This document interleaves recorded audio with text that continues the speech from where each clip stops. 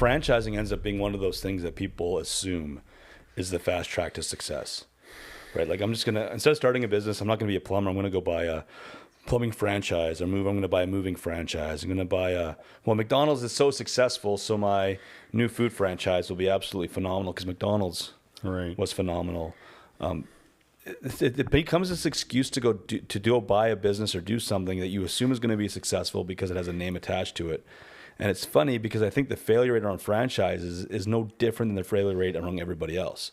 Probably. The only real difference is it looks like your franchise has been in your neighborhood longer, right? Because the owner who couldn't make money got kicked out, and then they moved the next guy in who also couldn't make money. But the building has stayed there and the business has stayed there for a long time. And it's a really good point because the franchisor is trying to sell franchises. They don't want the market to see it's failing.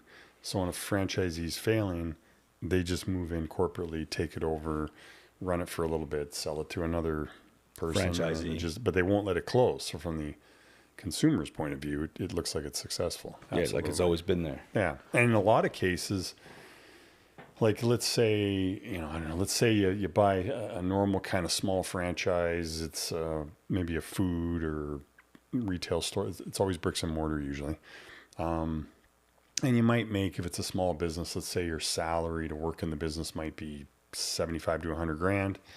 And then you want to make a profit. And let's say you're doing $1 million and the profit. All right. I want to, before we dive into the numbers that he's talking about here, I just want to first address the comments on failure rate.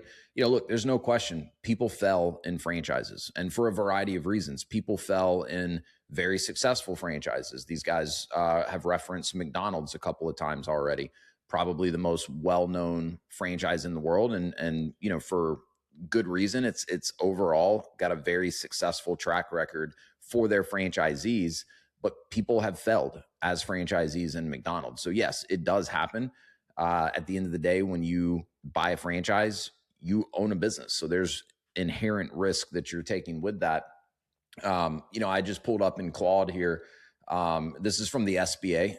So, I don't know that any of these statistics are right on the nose in terms of accuracy, but, SBA would have a pretty good grip on this, at least being able to track data on franchise success rates versus independent business success rates for people that have used an SBA loan to get into the business. So according to the SBA, approximately 20 to 25% of franchise businesses fell within the first 5 years.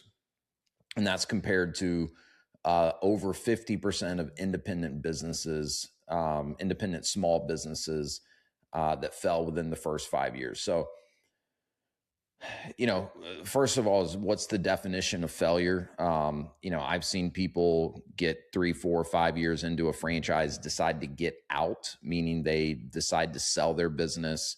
And after the fact, they wouldn't call it a success. They would say, you know what, I didn't accomplish everything I thought I could accomplish with that business. And so, they might classify that as a failure. If you're looking at failure in terms of, hey, the business just completely did not work, it lost money, had to shutter the doors, bankruptcy, things like that. Based on my personal experience, I would say it's quite a bit less than 20 to 25% of franchise businesses that fell. But again, that's from my perspective. But I don't completely agree with their take that the failure rate or the success rate is the same with franchising as it is in independent small businesses. So